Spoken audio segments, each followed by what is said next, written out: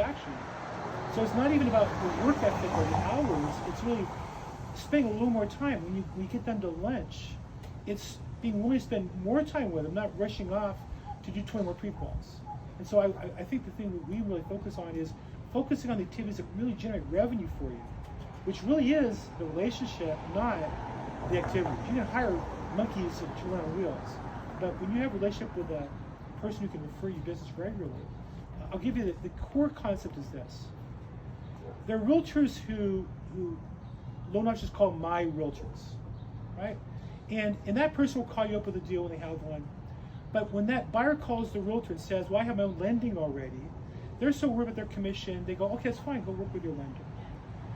But when you have a realtor who says, no, I understand that you're transferring from New York and you have a relationship at Navy Credit Union and you've done 5 deals with them, but I'm the expert in this neighborhood. I can get you the house you're looking for, but you got to work with my guy, Michael Most. He'll kill for you. He'll get the deal done. The listing agent is going to know who he is, and that's going to get your offer accepted. So that's what you need are those relationships that leverage your time as an originator. Otherwise, you're doing all these extra pre-quals, but people don't care about you whether you get the deal or not. So we really talk about going deep in relationships rather than putting more time in. But again, that's a select group of people who are already paying money to increase their business. Got it. So let's dig deeper into this even, okay? And let's see how far we can go.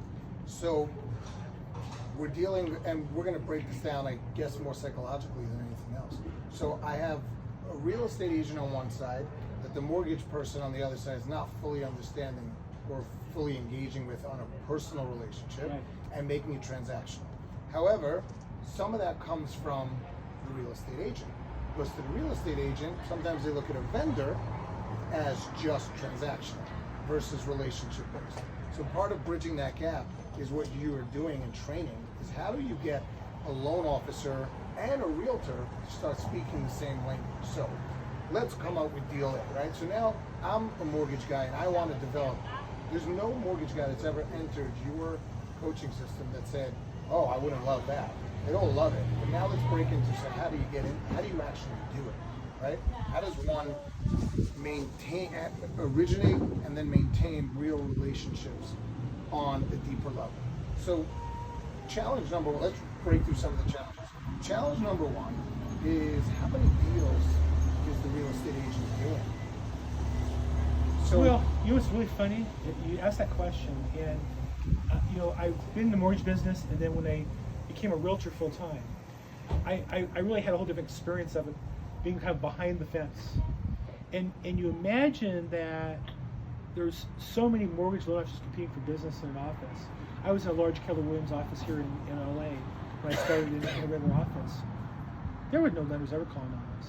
There were never lenders really phone up on deals. It really is interesting how low competition there is that's consistent where they'll call you, let's say, 3 times or more. And I also think that it's always very transactional. It's never about the relationship. But when you see why does this realtor give business to that guy, they're best friends. So to answer your question, how do you get that deal? It's really about putting the relationship first and then the deals follow. Right, well my question is, right, how can we help these originators use their time wisely? So in other words, let's use your example. There's an office of Keller Williams, right? We all know the 80-20 rule. Right. 20% of the 90-10. Probably 90-10. Yeah. 10% of the agents are doing 90% of the business. Sure. 90% of the agents are barely doing 10% of the business, right? So that's what we mean by the 90-10 rule. So now, when an originator comes in and they're in the office, the majority of time, you know who they get to spend time with? The 90%ers. It's almost impossible for them to get in front of the 10%ers, or they're scared of them, or they're reluctant. Let's back up a little bit, because we're talking about taking that $20 to $70 million person. He already has realtors he's doing deals with. Yes. He already has listing agents that are the opportunities that he's letting go through his fingertips. All right, let me give you an example. Okay. I'm a listing agent on a deal. I'm a listing agent primarily. I don't really have lenders at home. Now, I also, first in business, I don't deal with buyers really, but I do my best to free business to when someone calls me for the time that I have. But what's interesting is that when they call, it's always transactional, not personal. And maybe I'm not a really big listing agent. There's some big ones who are in the same position. That you do a deal, they're on their side. Don't treat them. Don't miss the opportunity to talk to them. you want to talk to the listing agent. You want to build a relationship with them. So too often